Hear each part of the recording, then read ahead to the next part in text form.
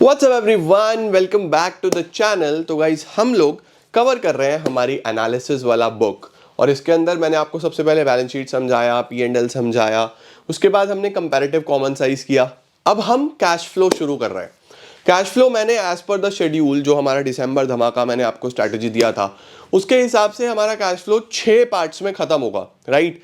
और शुरू के 2 पार्ट्स जो हैं, एक आपके पास आ गया और एक आ जा रहा है।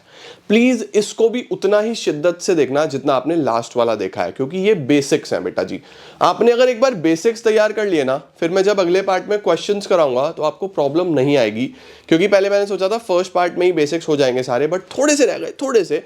आज लगभग 30 मिनट के वीडियो में वो कवर हो जाएंगे, राइट। तो प्लीज आज भी कॉपी पेन लेके आ जाओ, मेरे साथ साथ सारी चीजें लिखना, समझना, और आपका कैश फ्लो स्टेटमेंट के बेसिक्स डन हो जाएंगे। एक एडजस्टमेंट बचेगा, प्रोविजन फॉर टैक्स, वो मैं आपको कल समझाऊंगा। क्वेश्चंस के साथ साथ चीजें खत्म होती चली जाएंगी।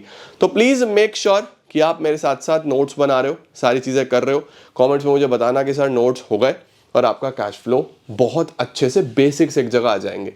देन सारे क्वेश्चंस करते हैं और गारंटी लेके कह सकता हूं मैं 6-7 पार्ट्स जितने भी मैं आपको इसमें कराऊंगा, इसके बाहर कुछ नहीं आएगा, तुम्हारे नंबर नहीं कटेंगे। बस साथ साथ करते रहना, राइट। चलिए लेट्स बिगिन।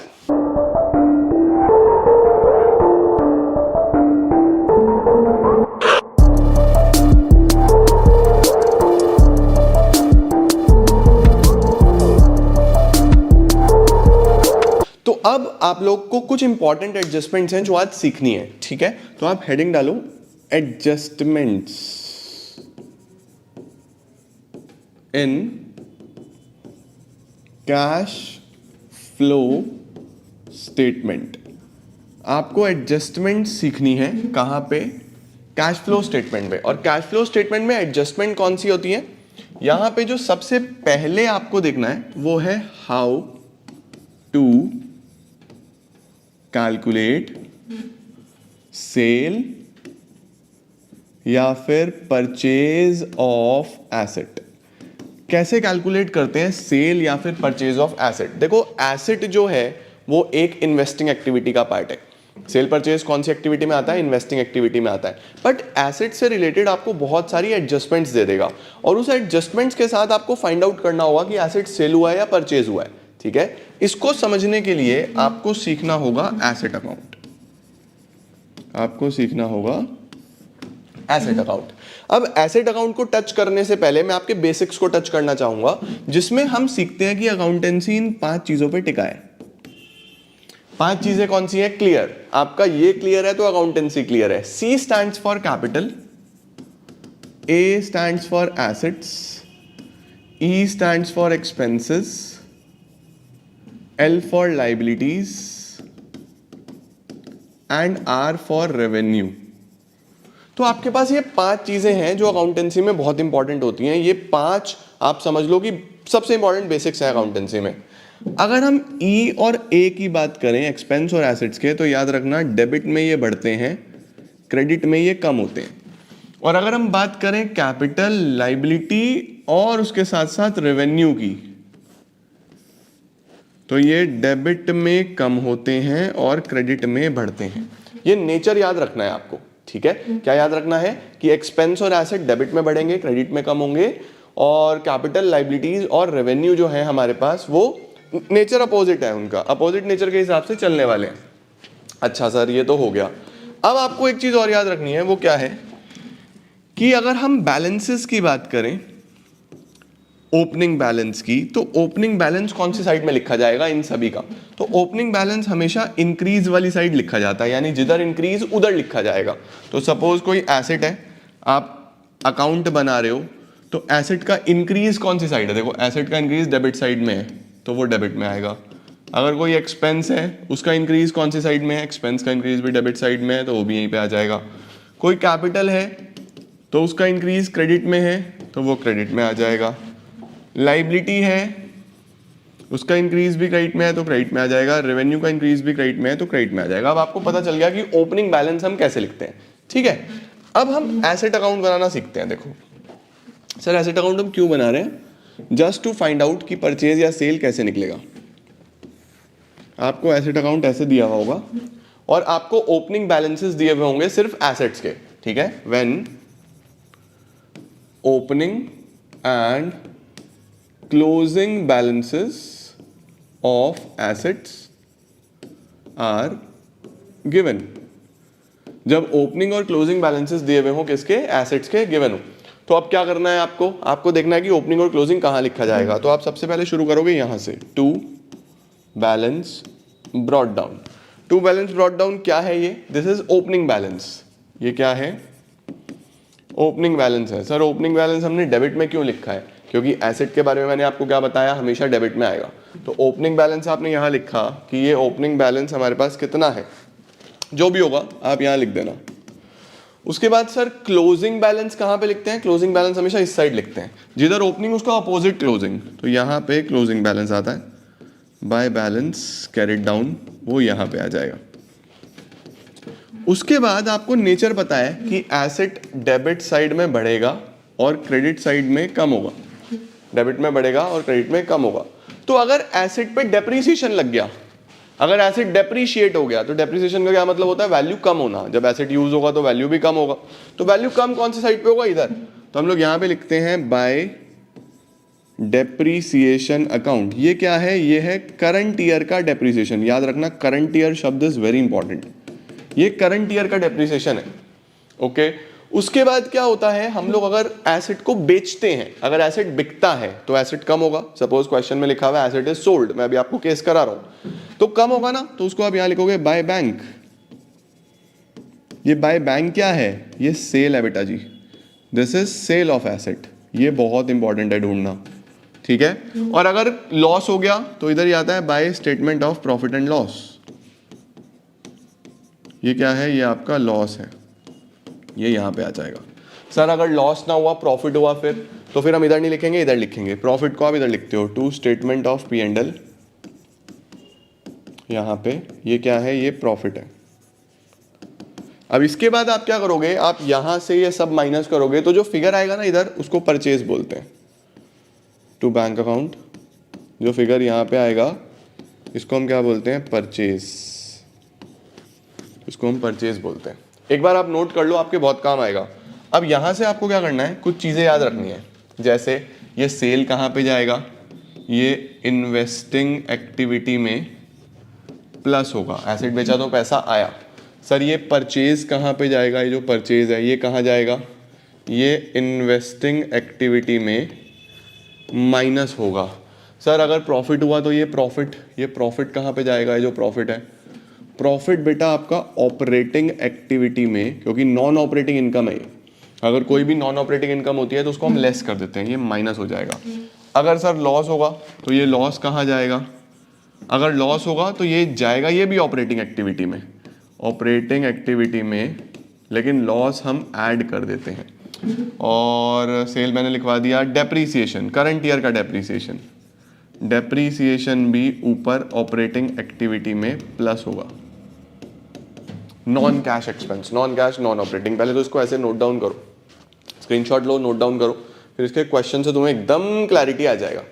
ये कब बनेगा अकाउंट, जब सिर्फ और सिर्फ एसेट का बैलेंस दिया हुआ है, एसेट का ओपनिंग दिया हुआ है, एसेट का क्लोजिंग दिया हुआ है, तो आप ये अकाउंट बनाओगे, ठीक है। अच्छा सर अब इसका क्वेश्चन कराओ तब मजा आएगा, ऐसे नहीं मजा आता। हाँ ठीक है, सपोज आपको बेटा एक, अब बैलेंस शीट तो आपको पता ही है ना, आपको ये दिया हुआ है कि plant and machinery, plant and machinery 2020-2019 ऐसे दिया हुआ है, और 2019 में 5 लाख का है, और 2020 में 5 लाख का है, 2019 में 3 लाख का है, ठीक है जी, ये हो गया। उसके बाद नीचे एडजस्टमेंट दिया हुआ है,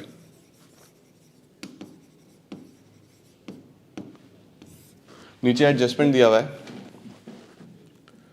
first adjustment, depth for the year is ₹50,000।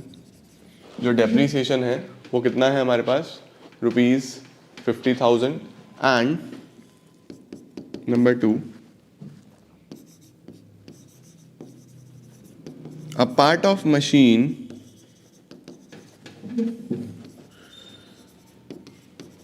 costing rupees 80,000 was sold for rupees 1 lakh। लिखा हुआ है एक मशीन जिसका कॉस्ट 80 था, ठीक है, या आप ऐसा ले लो, a part of machine with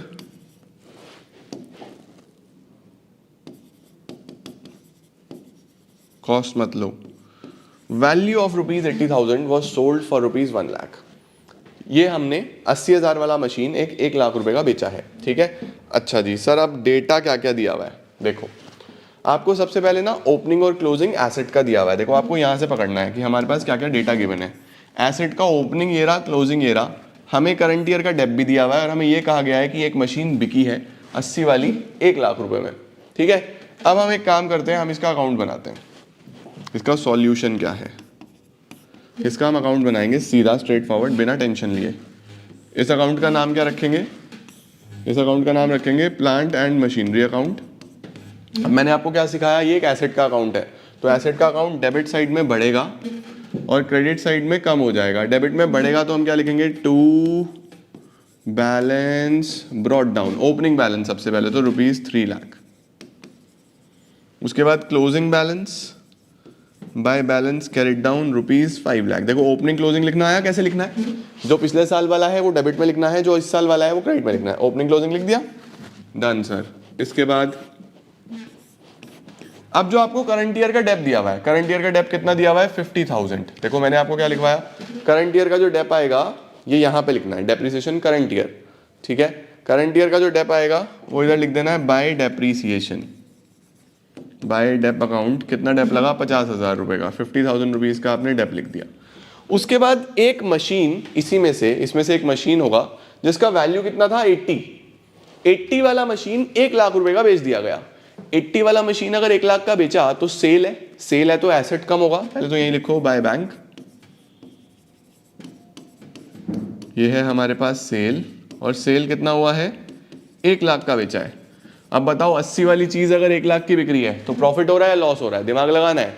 80 वाला पार्ट अगर 1 लाख का बिक रहा है तो प्रॉफिट हो रहा है ना, तो लॉस तो नहीं आएगा, प्रॉफिट आएगा। इधर लिखेंगे to statement of profit and loss. Profit हमेशा डेबिट में, ये हमारा प्रॉफिट आ गया। प्रॉफिट कितना आया, 20,000 रुपए का, ठीक है। अब अगर ध्यान से देखा जाए तो आपके पास परचेज का वैल्यू निकल जाएगा सर, क्योंकि सेल गिवन है, डेप्रिसिएशन गिवन है, अकाउंट में प्रॉफिट लॉस आ गया, एक ही चीज बची परचेज। तो वो आप कहाँ लिखोगे, वो आप डेबिट साइड में लिखोगे, यहाँ पे टू बैंक अकाउंट, ये आपके पास बैलेंस में आएगा और इसको हम क्या बोलते हैं, परचेज, इसको हम बोलते हैं परचेज। तो दिस इज 650, टोटल आया इधर का 650, इधर भी 650 आएगा, 650 minus 320, 650 minus 320, the value is 330। 330 का बेटा आपके पास ये बैलेंस निकल के आया, इसको हम क्या बोलते हैं, इसको हम परचेज बोलते हैं। देखो इस तरीके से आपको परचेज का वैल्यू फाइंड करना है, समझे। आपको इतना डेटा हमेशा गिवन होगा, क्वेश्चन में सेल गिवन है तो परचेज निकाल लेना, परचेज गिवन है तो सेल निकाल लेना, साधारण सी बात है, परफेक्ट है। देखो अब इसको सर पोस्ट कहाँ पे करेंगे, तो मैंने आपको क्या बताया कि जो डेप्रीसिएशन है वो तो non cash non operating item operating activity में प्लस हो जाएगा, नॉन कैश नॉन ऑपरेटिंग में, एनपीबीटी के नीचे ये प्लस कर देना। जो सेल हुआ है, जो सेल हुआ है ये कहाँ पे जाता है, ये इन्वेस्टिंग एक्टिविटी में जाता है, क्योंकि cell purchase of asset investing में जाएगा। सेल हुआ है तो पैसा आया, आप प्लस कर देना, ठीक है। उसके बाद सर जो परचेज हुआ, जो परचेज हुआ है ये भी इन्वेस्टिंग एक्टिविटी में, और इन्वेस्टिंग एक्टिविटी में खरीदा तो पैसा गया, माइनस कर देना। और जो सर ये प्रॉफिट आया, इस प्रॉफिट का क्या करना है, gain on sale, gain on sale, ये क्या है आपका non cash non operating income. तो non cash non operating income operating activity में माइनस होगी, ऑपरेटिंग एक्टिविटी में एनपीबीटी के नीचे माइनस हो जाएगा। देखो ऐसे करते हैं, समझ में आया कैसे करना है, क्लियर हुआ, ठीक है। चलो एक क्वेश्चन और लिखता है सर, उसको अब आप ट्राई करोगे, वीडियो को पॉज करके क्वेश्चन लिखो, फिर खुद ट्राई करना। क्या है क्वेश्चन, आओ जी। इस बार हम लैंड ले लेते हैं, 2020, 2019 और लैंड का वैल्यू ले लेते हैं, सपोज प्रीवियस ईयर में 5 लाख और करंट ईयर में हम लोग ले लेते हैं 6 लाख। पिछले साल 5 लाख और करंट ईयर में 6 लाख। फिर नीचे एडजस्टमेंट्स दिए हुए हैं। क्या एडजस्टमेंट्स हैं हमारे पास? इसको लैंड एंड बिल्डिंग कर लो पूरा, लैंड एंड बिल्डिंग। क्या एडजस्टमेंट्स दिए हुए हैं? Adjustment number 1, depth for the year is ₹50,000। जो डेप्रिसिएशन है वो कितना है? 50,000 रुपये। और number 2, a new building for ₹2 lakh was purchased during the year।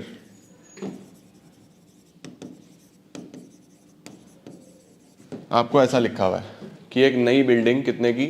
2 lakh रुपए की खरीदी गई है ड्यूरिंग द ईयर। ठीक है, अब हमें क्या करना है? अब हमें इसका अकाउंट बना लेना है। हमें क्या करना है? हमें इसका अकाउंट बनाना है।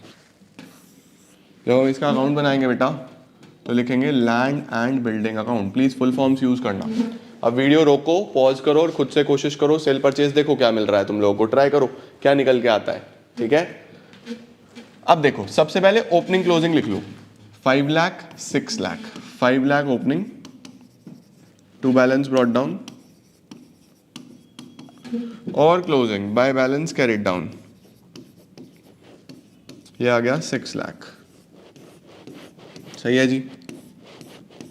सर करंट ईयर का डेप्रिसिएशन एसेट को कम करता है तो इधर लिखा जाएगा बाय डेप्रिसिएशन, बाय डेप्रिसिएशन जो कि आ गया 50,000 रुपीज। ठीक है, उसके बाद इस बार क्वेश्चन में क्या लिखा था? इस बार लिखा था एक नया बिल्डिंग 2 लाख रुपए का खरीदा गया है, परचेज हुआ है। परचेज हुआ तो एसेट बढ़ेगा तो इधर लिखेंगे टू बैंक अकाउंट। क्या गिवन है हमें? परचेज। परचेज कितना गिवन है? 2 लाख रुपए। ठीक है, तो अब हम अगर इसे टैली करें तो इधर 7 लाख माइनस 650, इसका मतलब मैंने 50,000 का कोई एसेट बेचा होगा यार। सर कैसे पता लगा आपको? देखो एक बात बताओ, साल के शुरू में मेरे पास बिल्डिंग थी 5 लाख रुपए की। शुरू में, स्टार्टिंग में, ओपनिंग में बिल्डिंग थी 5 लाख की और कितने की खरीदी? 2 लाख की। तो बढ़ गई 2 लाख रुपए से। 5 की पहले से थी, 2 लाख की और खरीद ली तो टोटल 7 लाख की होनी चाहिए थी, जिसमें करंट ईयर में डेप्रिसिएशन लग गया 50,000 रुपीज का। डेप्रिसिएशन वैल्यू को कम करता है तो वैल्यू कितना होना चाहिए था? 650 होना चाहिए था, जबकि क्लोजिंग में दिख कितना रहा है? 6 लाख दिख रहा है। होना चाहिए था 650, दिख कितना रहा है? 6 लाख। तो 50,000 का फर्क क्यों आ रहा है? Why there is a difference of 50,000 in the value? 50,000 का जो डिफरेंस है बेटा जी, ये हमारे पास सेल है। इसका मतलब जो एसेट है वो बिक गया है। यानी यहां पे लिख दूंगा बाय बैंक अकाउंट, यानी सेल 50,000 रुपए का एसेट बिका होगा। तो आपका टोटल दोनों साइड 7 लाख मैच हो गया। 7 लाख आपका टोटल हो गया बिल्कुल मैच। ठीक है जी, क्लियर होती है ये चीज़ें।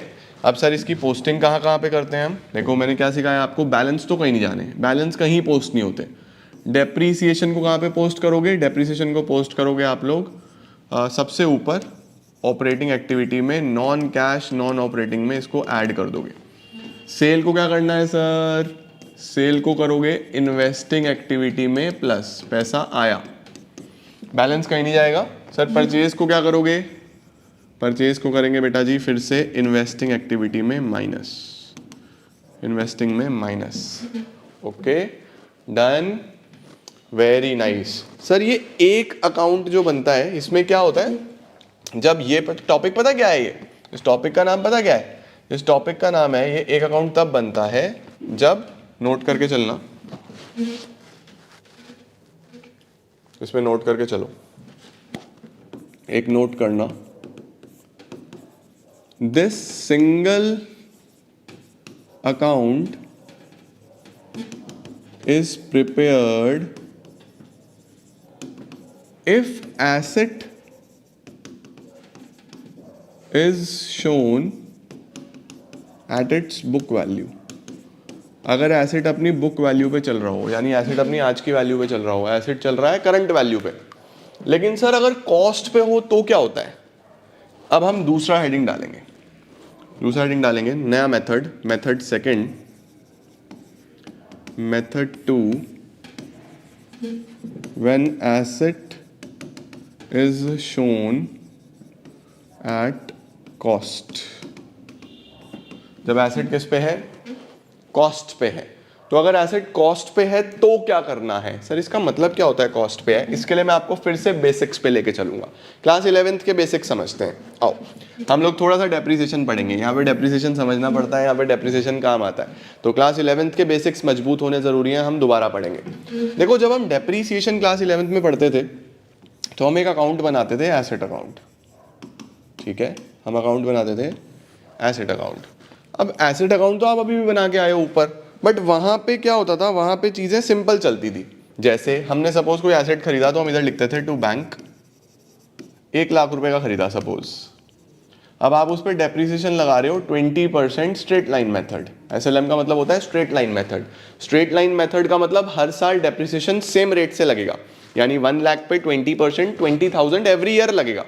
तो हम यहां पे लिखते थे बाय डेप्रिसिएशन 20,000 और सेल बैलेंस कितना बच गया? Bye balance carried down 80,000। ये पहले साल का काम हो गया, ईयर एंड कर देते थे 1 लाख 1 लाख।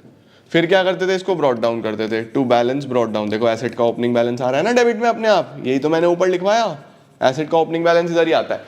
अब आप फिर डेप लगाते थे, तो बाय डेप्रीसिएशन अकाउंट 20,000 का आपने फिर डेप लगाया, bye balance carried down 80 minus 20 60, year end हो गया जी 80,000 80,000। अब सपोज हम क्या बोलते हैं कि साल के बीच में ये एसेट को बेच दिया। अगर साल के बीच में बेटा जी इस एसेट को बेच देता है हाफ ईयर पे, तो आधे साल का डेप्रिसिएशन लगेगा टू बैलेंस ब्रॉट डाउन 60,000। अब सपोज कर लो कि asset in between the year 6 महीने बाद बेचा गया है। अगर 6 महीने बाद बेचा गया है बेटा, तो हम यहाँ पे लगाते थे बाय डेप्रिसिएशन फॉर 6 मंथ्स। अगर पूरे साल का 20,000 तो 6 महीने का 10,000, और एसेट बिका सपोज 40,000 रुपये का, तो यहाँ लिखते थे बाय बैंक अकाउंट सेल 40,000। अब हम बोलते थे 60 वाला एसेट अगर 40 में बिका तो लॉस आ गया, तो हम यहाँ लिखते थे bye statement of P&L 60 minus 10 50 minus 40, 10,000 का लॉस आ गया और एसेट अकाउंट क्लोज्ड।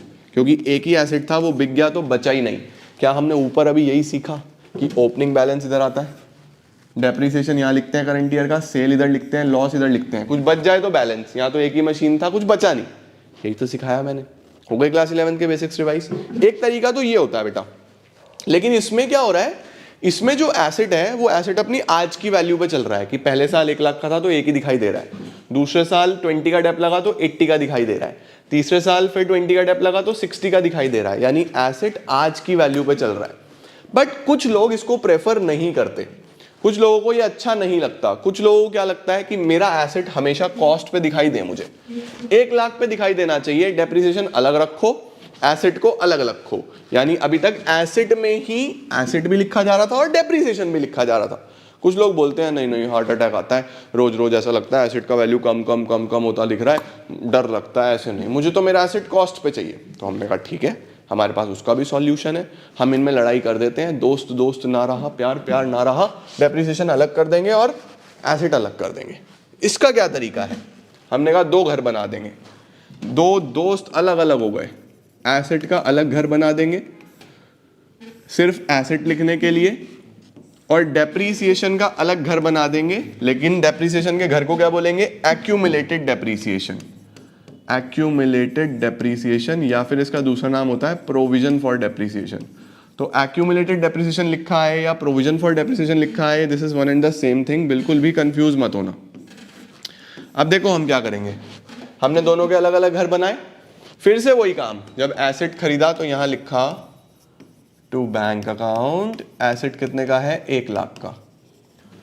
अब जब डेप्रीसिएशन लगेगा ना बेटा, यहां से खेल बदलेगा। पहले डेप्रीसिएशन यहां पे लिख रहे थे ना, लेकिन अब सामने वाला क्या चाहता है कि मेरा एसेट कॉस्ट पे चले। मैं डेप यहाँ नहीं लिखूंगा, यहाँ लिख दूंगा, क्योंकि डेप का अलग घर, एसेट का अलग घर। यही पॉइंट दिमाग में सेट रखना, डेप अलग है और एसेट अलग है, ठीक है। तो यहाँ लिखूंगा बाय डेप्रीसिएशन, पहले साल का डेप्रीसिएशन 20,000, डेप लगाया, काम खत्म। डेप को इधर लिखो, एसेट को इधर लिखो। अब बैलेंस निकाल दो। सर बैलेंस कैसे निकलेगा? सिंपल, इधर कुछ नहीं है तो इसका बैलेंस इधर आएगा। To balance carried down 20,000, year end हो गया। अब हम क्या करते हैं, इसको ब्रॉड डाउन करते हैं। तो by balance brought down, point to be noted बेटा, point to be noted, accumulated depreciation का ओपनिंग बैलेंस क्रेडिट साइड में आ रहा है, देखो पॉइंट टू बी नोटेड। इधर क्रेडिट में आया है नहीं आया, तो आपसे कोई पूछे एक्यूमुलेटेड डेप का ओपनिंग बैलेंस किधर आएगा, तो इस साइड आएगा। एसेट का चेक करते हैं, इधर कुछ नहीं है तो इधर निकलेगा बाय बैलेंस कैरिड डाउन, ये क्लोजिंग बैलेंस है 1 लाख, ईयर एंड हुआ, ब्रॉड डाउन कर लो। टू बैलेंस ब्रॉड डाउन, देखो एसेट का डेबिट में ही आ रहा है, आ गया या नहीं आ गया? सर इससे फायदा क्या हुआ? फायदा सिर्फ इतना हुआ मेरा बेटा कि डेप भी लग गया और एसेट अभी भी कॉस्ट पे ही दिख रहा है। 1 लाख पे ही दिखाई दे रहा है, नहीं दे रहा है दूसरे साल में भी। पिछले केस में क्या हुआ था? पिछले केस में दूसरे साल में 80 हो गया था कि 1 लाख पे 20 डेप लगा तो वैल्यू 80 बचा। बट यहाँ पे हमने क्या करा, हमने दो दोस्त अलग अलग कर दिए, हम डेप को लिख ही अलग रहे हैं। हमने कहा 1 लाख इधर, 20,000 इधर, डेप इधर चलने दो। अब दूसरे साल का डेप फिर से वो यहां लगना था, यहां नहीं वहीं लगेगा। बाय डेप्रीसिएशन 20,000, तो देखो 20 का डेप पहले से लगा हुआ था, 20 और लग गया, इकट्ठा हो गया डेप। इसको बोलते हैं एक्यूमुलेशन। एक्यूमुलेशन इकट्ठा हो गया ना, और इसीलिए इसको एक्यूमुलेटेड डेप्रीसिएशन बोलते हैं कि इस पे जीवन भर का डेप इकट्ठा होता रहेगा, एक साथ चलता रहेगा। दूसरे साल का डेप लगा, फिर बैलेंस निकाल दो, 20 + 20 40,000। इसको क्या लिखेंगे? टू बैलेंस कैरिड डाउन, फिर ब्रॉड डाउन करो, बाय बैलेंस ब्रॉड डाउन, 2 साल का डेप 40,000। यहां पे बैलेंस अभी भी कितना आ रहा है? बाय बैलेंस कैरिड डाउन वही 1 लाख चल रहा है यहां तो, क्योंकि कुछ है नहीं ना क्रेडिट में। फिर ब्रॉड डाउन करो, to balance brought down 1 lakh आ गया। जबकि मुझे पता है कि वैल्यू 1 लाख माइनस 40, 60,000 वैल्यू है, मुझे पता है 2 साल बाद, क्योंकि 2 साल का डेप 40 यहाँ इकट्ठा हो चुका है। थर्ड ईयर में बेचा, फिर से डेप यहाँ नहीं वहां लगाओ। By depreciation for 6 months, dep for 6 months कितना लगा था? 10,000 रुपये। ये इस साल हम बेच रहे हैं बस। यहां पे अब क्या करना है बेटा आपको? यहां पे अब थोड़ा सा चेंज आएगा, देखो बाय बैंक कितने का बेचा था? 40,000 रुपये का। कितने का बेचा था हमने? 40,000 रुपये का। और हम क्या करने वाले हैं, जितना भी इस पे जीवन भर का डेप लगाया है, सर जीवन भर का डेप ये रहा 40 + 10 50 लगा ना, इस पूरे को यहां ट्रांसफर कर लेंगे, पूरे को यहां ट्रांसफर करेंगे। यहां पे लिखेंगे किस नाम से? एसेट के नाम से, एसेट अकाउंट 50,000। जीवन भर के डेप को क्या बोलते हैं बेटा? जीवन भर के डेप को बोलते हैं एक्यूमुलेटेड डेप्रीसिएशन। करंट ईयर के डेप में कोई चेंज नहीं है, करंट ईयर का डेप अभी भी यही लगा था, देखो करंट ईयर का डेप अभी भी यही लगा था, लेकिन जीवन भर का डेप यहां आ गया। तो इसका ओपनिंग इधर आता है, करंट का डेप लगा, जीवन भर का डेप यहां से इधर ट्रांसफर, इसको इधर ट्रांसफर कर देते हैं, पूरा 50,000 इधर आ गया। इसको अब डेप नहीं लिखूंगा, क्या लिखूंगा? Accumulated depreciation account. डेप ना लिख के क्या लिख दिया बेटा? Accumulated depreciation. सर लॉस तो अभी भी सेम आया, bye statement of P&L 1 lakh minus 90 10,000। हाँ वही तो हुआ, बिल्कुल सेम, सिर्फ दिखाने का तरीका अलग है बेटा जी। अगर कॉस्ट पे चल रहा होगा तो मेथड ही चेंज हो जाएगा, बाकी सेम आया, देखो वही सेल, बस डेप्रिसिएशन सारा लगेगा जीवन भर का, क्योंकि ये कॉस्ट पे था, 1 लाख पे था, तो 1 लाख पे टोटल डेप दिखाया हमने, और 10,000 यहाँ। सर उधर भी डेप 50 लगा था क्या? आओ चेक करते हैं, इधर भी 50 लगा था क्या? पहले साल 20, फिर 20 और फिर 10, 10 20 20 50 लगा था। बस फर्क इतना है कि यहाँ हर साल लगता जा रहा था और वहां इकट्ठा होके लगेगा, ठीक है। तो अगर कॉस्ट पे हो तो क्या सर हमें 2 अकाउंट बनाने होंगे? यस, 2 अकाउंट कौन से बनाने होंगे? एक तो एसेट अकाउंट जो कि आपको सिर्फ इतना बनाना होगा 1 साल का, और एक्यूमुलेटेड डेप जो कि आपको सिर्फ इतना बनाना होगा 1 साल का। तो इसका सर नोट करा दो ना, आओ। When asset is given at cost and accumulated depreciation is also given. जब एसेट कॉस्ट पे दिया हुआ हो और एक्यूमुलेटेड डेप्रिसिएशन भी गिवन हो तो आप दो अकाउंट बनाओगे बेटा, एक की जगह दो घर बनेंगे, एक घर तो एसेट का, एसेट अकाउंट, और एक घर एक्यूमुलेटेड डेप्रिसिएशन का, एक्यूमुलेटेड डेप्रिसिएशन अकाउंट। मैं चीज़ों को तुम्हारे लिए बहुत आसान बनाना चाहता हूँ, इसलिए मैं बेसिक्स पकड़ रहा हूँ और मेरे कैश फ्लो के वीडियो सारे ऐसे ही बनेंगे, 40 मिनट 45 मिनट, लेकिन प्रॉमिस है, वादा है, तुम्हारा मजबूत कर दूंगा, 6 नंबर दिलवाऊंगा बड़े क्वेश्चन में। ओपनिंग बैलेंस इधर ही आएगा, टू बैलेंस ब्रॉट डाउन इधर आ गया, क्लोजिंग बैलेंस भी इधर ही आएगा, by balance carried down. Accumulated depreciation का मैंने पीछे लिखवाया था ना, point to be noted, note करा होगा आपने। ओपनिंग इधर, बाय बैलेंस ब्रॉट डाउन, और क्लोजिंग इधर, to balance carried down. Sir क्या क्वेश्चन में दो दो बैलेंस दिए होंगे? हाँ, आपको क्वेश्चन में दो दो बैलेंस दिए हुए होंगे, नोट करो जल्दी से, ठीक है। अब सोचो जल्दी से, मुझे बताओ करंट ईयर का डेप इस बार कहाँ लगेगा? अब दो घर हैं अलग अलग। अरे भाई कुछ नहीं, आपको कुछ नहीं कह रहा, करंट ईयर का डेप बताओ कहाँ लगेगा, इधर या इधर? इधर लगेगा। करंट ईयर का डेप्रिसिएशन क्रेडिट में लगेगा इस बार, बाय डेप्रिसिएशन अकाउंट। ये कौन सा है? ये है करंट ईयर। फिर आप इन दोनों को प्लस करके ये माइनस करके जीवन भर का डेप निकाल लोगे। जीवन भर के डेप को यहाँ एसेट के नाम से लिखना है, और इसको बोलते क्या है? जीवन भर के डेप को एक्यूमुलेटेड डेप्रिसिएशन। और मैंने क्या सिखाया? इधर ट्रांसफर, इमीडिएटली इधर ट्रांसफर, बाय एक्यूमुलेटेड डेप्रिसिएशन, ये यहाँ से ट्रांसफर हुआ। बाकी सब सेम है, बाय बैंक वही सेल वैल्यू आ गया आपका ये। अगर लॉस आया तो वो इधर, by statement of profit and loss, वो इधर आ गया। प्रॉफिट आ गया तो इधर, to statement of profit and loss, और यहाँ पे आप लिख दोगे टू बैंक। ये आपके पास आया परचेज, ये आपके पास आ गया परचेज। तो सर बदला क्या, क्या चेंज हुआ? देखो बेटा सब सेम है, ओपनिंग बैलेंस सेम है, क्लोजिंग बैलेंस सेम है, प्रॉफिट सेम है, लॉस सेम है, परचेज सेम है, सेल सेम है। तो सर बदला क्या? बदला डेप्रीसिएशन। डेप्रीसिएशन का घर अलग कर दिया, इधर लगेगा करंट ईयर का, यहां से ये आपका बैलेंस में निकलेगा और ये बैलेंस सीधा इधर ट्रांसफर हो जाएगा। इस बात का आपको ध्यान रखना है जब दो बैलेंस दिए हुए हो कि डेप्रीसिएशन यहां नहीं लगेगा, यहां लगेगा, यहां से एक्यूमुलेटेड डेप आएगा और वो ट्रांसफर होगा। इस बात का आपको खास तौर पे ध्यान रखना है। डन। अब सर इस पे हम एक क्वेश्चन करते हैं जिससे हमें क्लैरिटी मिल जाए कि क्वेश्चन कैसा आएगा और हमें क्या उसमें करना है, ठीक है। चलो इसको स्क्रीनशॉट लो, फिर हम क्वेश्चन की तरफ चलते हैं। अब हम एक क्वेश्चन ट्राई करते हैं, मैंने क्वेश्चन लिख दिया है।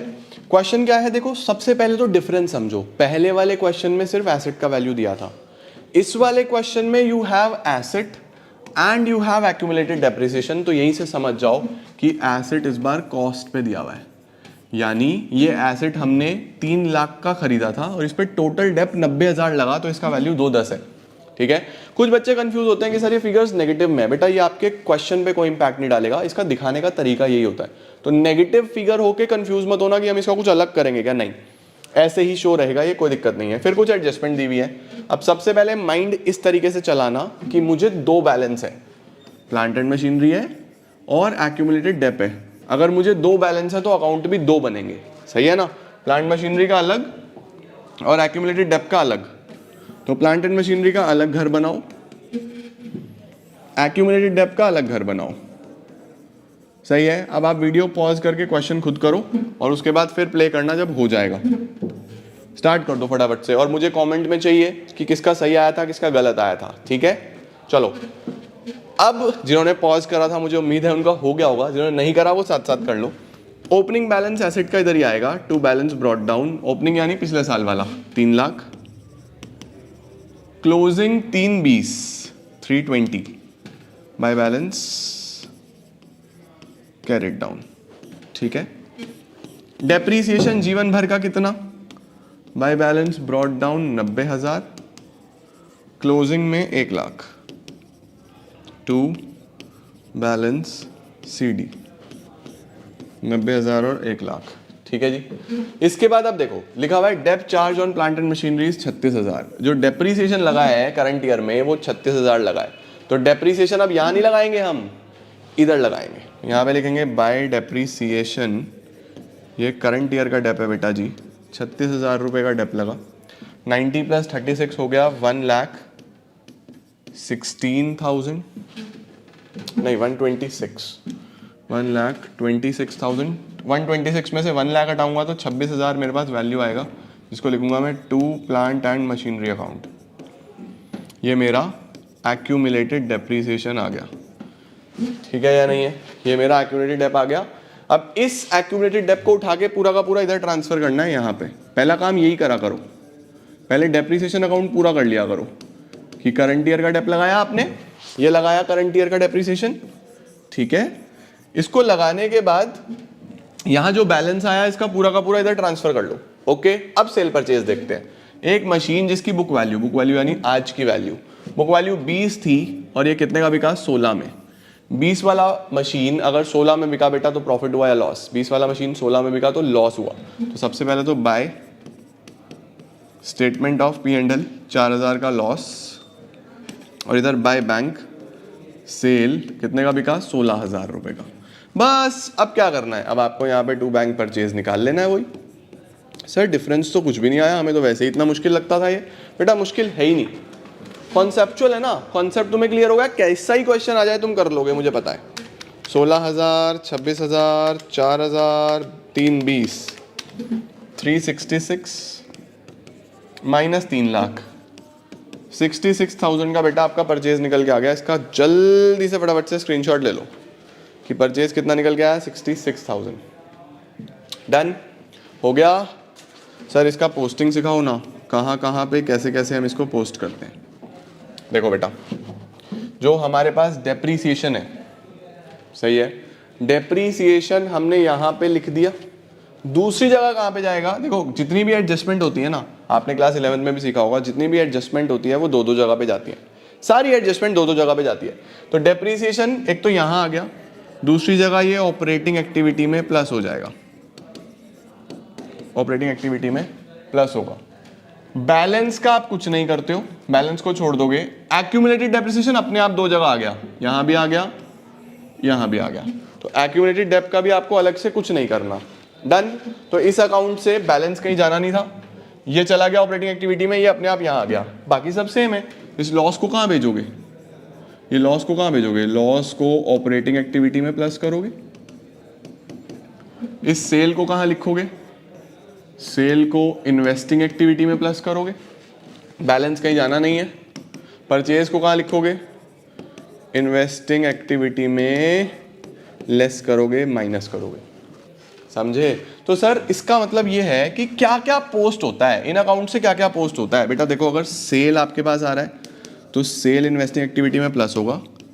परचेज आ रहा है, परचेज इन्वेस्टिंग एक्टिविटी में माइनस होगा। डेप्रीसिएशन अगर आया करंट ईयर वाला, ओनली करंट ईयर वाला, ये ऑपरेटिंग एक्टिविटी में प्लस होगा। उसके बाद डिपेंड करता है कि आपके पास लॉस आ रहा है या प्रॉफिट आ रहा है सेल के टाइम पे। अगर लॉस आ रहा है तो ऑपरेटिंग में प्लस कर देना, प्रॉफिट आ रहा है तो ऑपरेटिंग में से माइनस कर देना। लॉस के लिए प्लस, प्रॉफिट के लिए minus. Non cash non operating उल्टा चलता है।